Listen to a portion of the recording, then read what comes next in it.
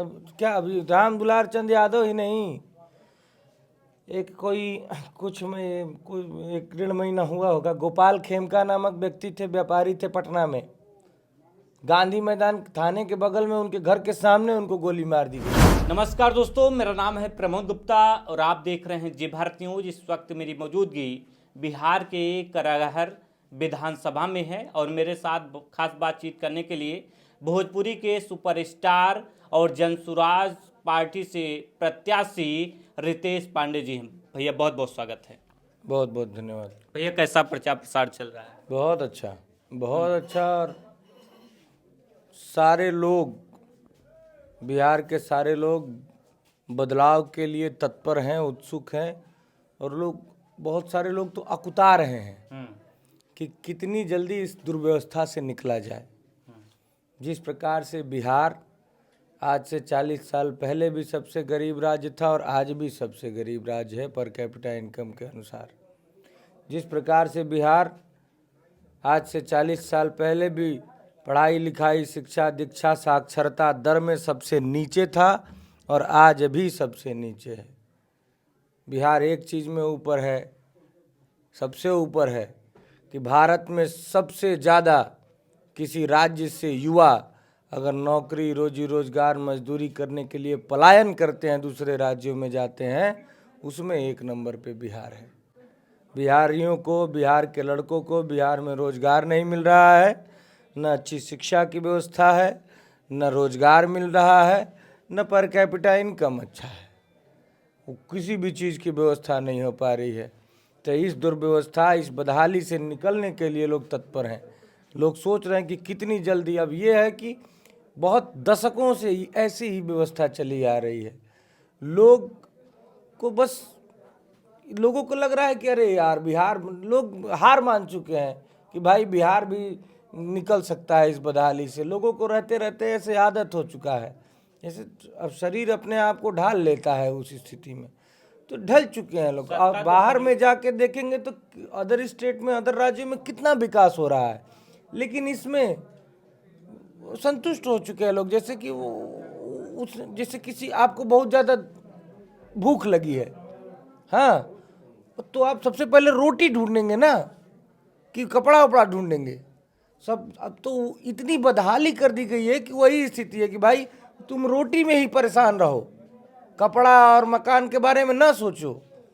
भूख से इतना पहले, मतलब अगर फॉर एग्जांपल हम बोल रहे हैं कि भूख को इतना हावी कर दिया गया है कि आदमी रोटी के अलावा कुछ सोचे ही ना।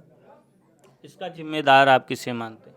इसका जिम्मेदार नेता है, जिनको नीति निर्धारण की जिम्मेदारी मिली, जिनको नेतृत्व की जिम्मेदारी मिली। और उससे भी ज़्यादा जिम्मेदार हम लोग हैं कि नेता लोग कोई काम नहीं कर रहे हैं।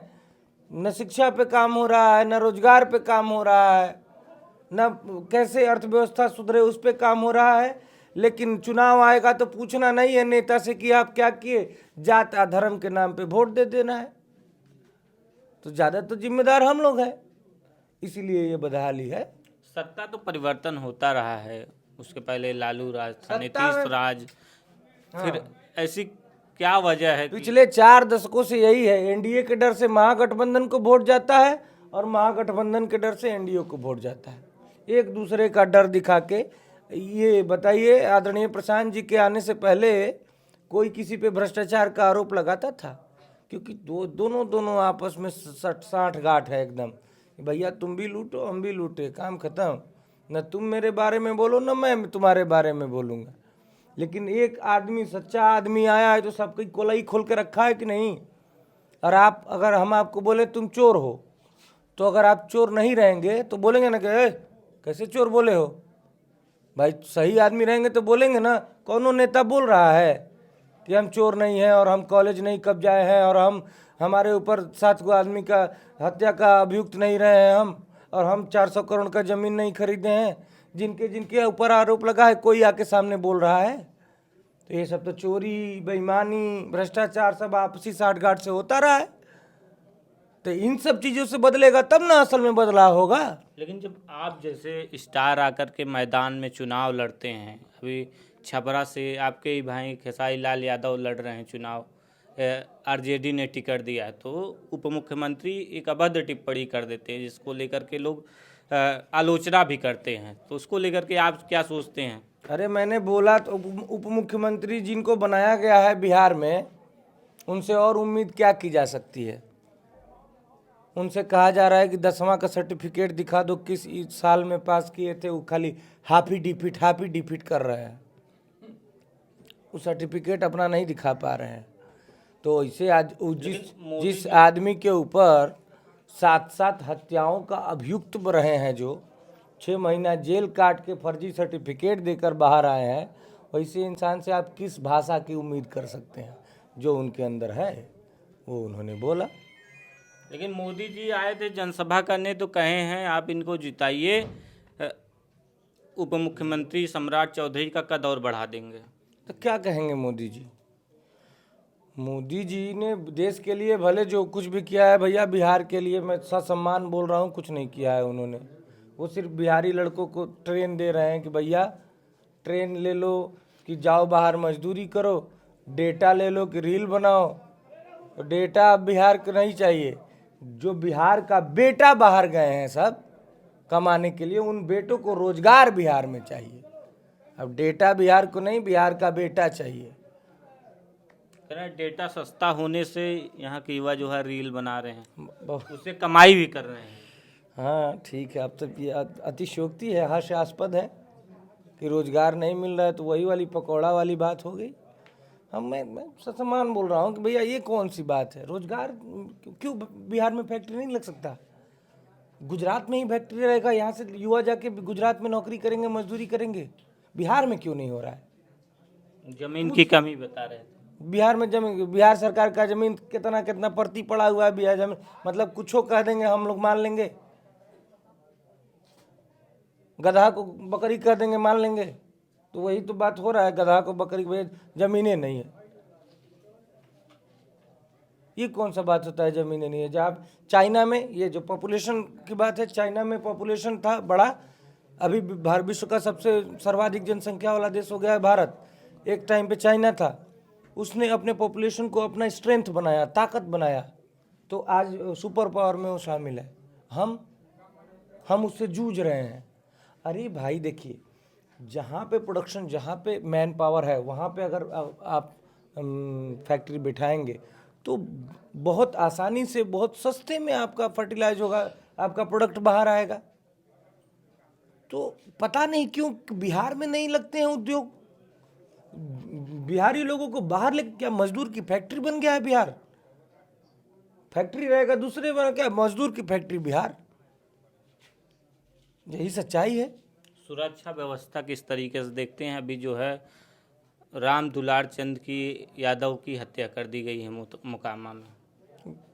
अब क्या, अभी राम दुलार चंद यादव ही नहीं, एक कोई एक 1.5 महीना हुआ होगा, गोपाल खेमका नामक व्यक्ति थे, व्यापारी थे पटना में। गांधी मैदान थाने के बगल में उनके घर के सामने उनको गोली मार दी गई।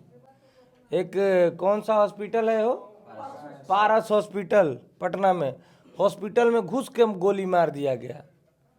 तो क्या है, मतलब कौन सा सवाल बनता है कानून व्यवस्था?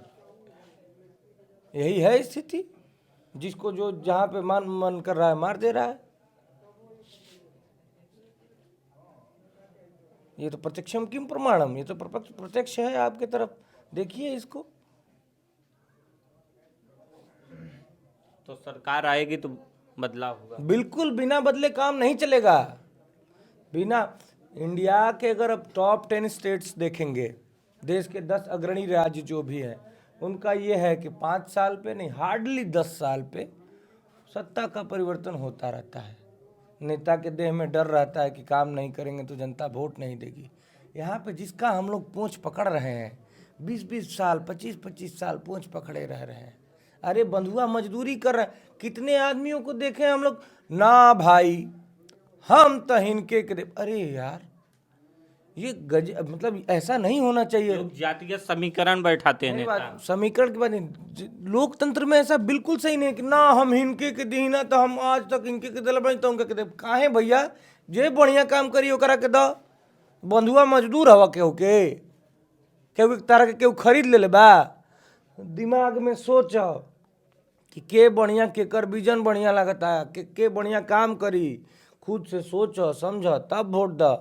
कभी भी वोट बंधुआ मजदूरी के हिसाब से नहीं देना चाहिए कि जे करा के दे तनी ओकरे के दे, काहे दे? जे बढ़िया काम करी ओकरा के दिया तब ना देश राज्य आगे बढ़ी। अच्छा, आप बता रहे थे कभी 200 गांव, लगभग 200 गांव का दौरा कर चुके। 200 से 250 गाँव, 250 गांव का था। तो जनता सबसे ज्यादा किससे पीड़ित है? पीड़ित भ्रष्टाचार से है। इतना मतलब ग्राउंड लेवल पे इतना ज़्यादा भ्रष्टाचार है। एक गांव में गए थे, एक बहन थी, उसके पास राशन कार्ड नहीं था, वो ज़रूरतमंद थी, मतलब बहुत जीर्ण शीर्ण अवस्था में थी, वो उसको ज़रूरत थी राशन कार्ड की और सरकार की तरफ से मिल रहे राशन की, लेकिन उसके पास नहीं था। हम बोले क्यों नहीं है? तो बोल रही है 4,000 रुपया घूस लग रहा है तब बनेगा राशन कार्ड। अब बताइए, जो ज़रूरतमंद है उसके पास, मतलब पात्रों को लाभ नहीं मिल रहा। जो नीडी है उसको, भाई हमारे सामने तो वो नीडी थी, वो सच में ज़रूरत थी उस महिला को, उस बहन को, लेकिन उसके पास नहीं था। तो ये निचले स्तर का भ्रष्टाचार ही तो है। हम हर जैसे जितना गांव मैंने घुमा है 95% गाँवों की समस्या ये है कि नाली का पानी गली में बहता है। जहाँ पे 5 एक का मसाला लगना चाहिए था वहाँ 15 एक 20 एक का मसाला लगा हुआ है, ढह रहा है, ढिमिला रहा है, कोई काम उसमें 2 गुना 3 गुना पैसा लगेगा। जल निकासी की सुविधा ही नहीं है। जल निकासी की सुविधा न होने की वजह से जो नाली का पानी जो पैरों में लगता है, पैरों के माध्यम से घर में जाता है, उसमें हजारों प्रकार के कीटाणु होते हैं।